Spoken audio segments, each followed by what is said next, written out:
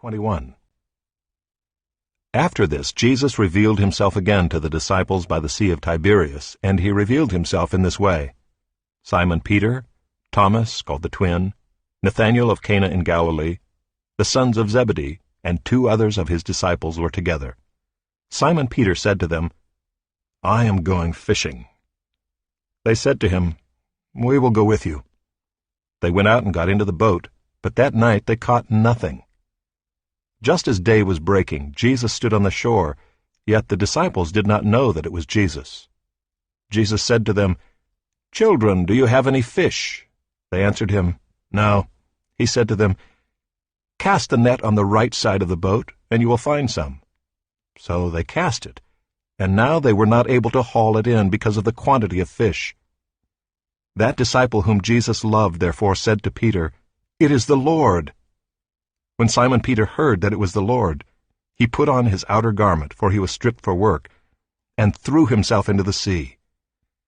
The other disciples came in the boat, dragging the net full of fish, for they were not far from the land, but about 100 yards off. When they got out on land, they saw a charcoal fire in place, with fish laid out on it and bread. Jesus said to them, "Bring some of the fish that you have just caught." So Simon Peter went aboard and hauled the net ashore, full of large fish, 153 of them. And although there were so many, the net was not torn. Jesus said to them, "Come and have breakfast." Now none of the disciples dared ask him, "Who are you?" They knew it was the Lord. Jesus came and took the bread and gave it to them, and so with the fish. This was now the 3rd time that Jesus was revealed to the disciples, after he was raised from the dead.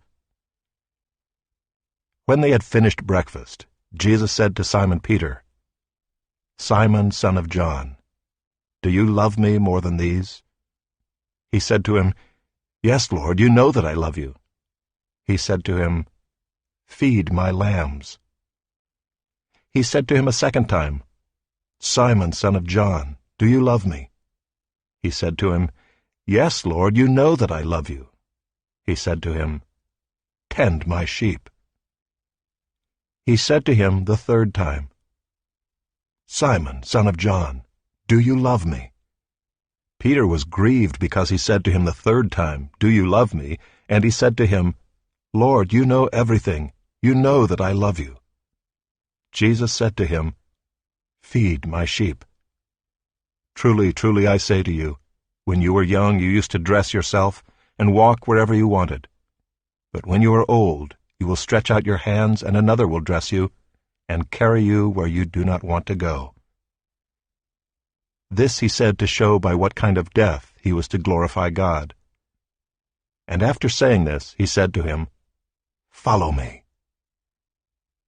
Peter turned and saw the disciple whom Jesus loved following them, the one who also had leaned back against him during the supper, and had said, "Lord, who is it that is going to betray you?"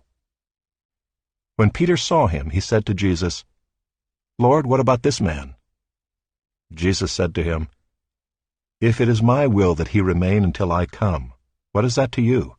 You follow me." So the saying spread abroad among the brothers, that this disciple was not to die. Yet Jesus did not say to him that he was not to die, but, "If it is my will that he remain until I come, what is that to you?" This is the disciple who is bearing witness about these things, and who has written these things, and we know that his testimony is true. Now there are also many other things that Jesus did. Were every one of them to be written, I suppose that the world itself could not contain the books that would be written.